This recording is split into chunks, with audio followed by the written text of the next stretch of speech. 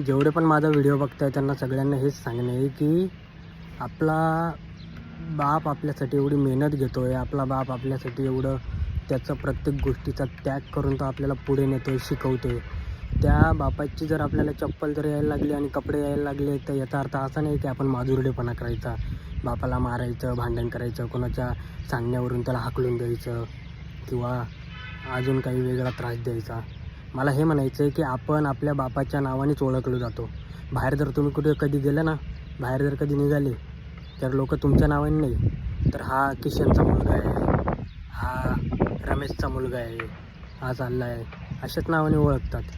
आपली ओळख आपला बापच आहे आणि त्या बापाला मारणं झोडणं कमी करा आणि त्याला जरा सांभाळा. कारण ज्याला बाप नाही ना त्याला विचारा घरची परिस्थिती काय असते.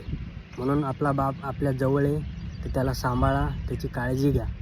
हे भांडण तंटे तर कधीही करता येतात कोणासोबतही, पण आपला बाप आपल्यासाठी एवढा त्याग करतो ना तर आपण पण त्याच्यासाठी काहीतरी एक ढाल बनून पुढे यावं आणि व्यवस्थित आपल्या बापाला जगवावं, त्याच्यासोबत राहावं, दोन प्रेमाच्या गोष्टी बोलाव्या. असा आपला बाप असतो. त्याच्यामुळे बाप एवढा त्याग करतो ना तर आपण पण त्या गोष्टीचा काही गोष्टींचा त्याग करून आपल्या बापाला सांभाळलं पाहिजे.